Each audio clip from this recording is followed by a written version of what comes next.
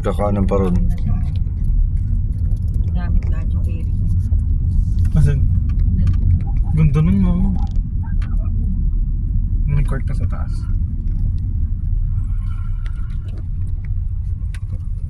Ayun.